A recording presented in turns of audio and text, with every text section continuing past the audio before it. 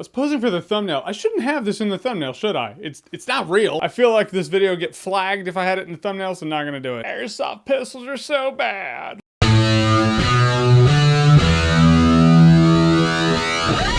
The Equalizer 2. So Equalizer 2 is the sequel to The Equalizer, that enjoyable movie in which Denzel plays a badass. So now he's back, snapping more arms, breaking more bones, keeping time. He will clear out a room 30 seconds or less. That's pretty much this movie in a nutshell. He does stuff. He helps people. He's a Lyft driver who helps people, so he's kind of like a superhero. That's mainly what it is. There is an overarching story. There's like the main story in here, and among the main story you have your side quests, in which case he's helping other people too. And what I liked about this movie is Denzel. The dude's great. He's a master of his craft, and I'm glad he could still kick ass the way he does. What I love most about it is he always seems so collected. Just his character will just walk up to you, talk in your face in that very calm, collected Denzel voice, and you're scared out of your mind because you know this guy can break every bone in your body with two thoughts. Denzel being the Equalizer, those are the enjoyable parts of the movie. When the action's going down, it's great, it's top notch. It's like watching John Wick, only a different character now. What I didn't like is the basic formation of this movie, or the lack thereof. I feel like this movie lacked focus or direction. Like I said, the main plot is in there. The setup happens early on in the movie. There's just a series of Denzel doing things, and then it addresses it again. Then a series of Denzel, it's very messy. The best way I can describe it, it played out like a video game. Take a video game with side quests, like GTA, whatever. You have the main plot, then you have the side quests. You can pick up these side quests and do them. But if you do too many of these side quests in between doing the main storyline, you start to forget what the main storyline is, and you're like, I gotta do the main quest. Oh yeah, and you get a refresher. I mean, it works great for a video game. You're clocking in more hours, you're getting your money's worth, there's replay value. Doesn't translate well to a movie. And if you look at the main plot, which if I'm being honest or fair, the movie does focus up on it in the last third, maybe half, but it's cliche as hell. At a point in this movie, you're gonna be like,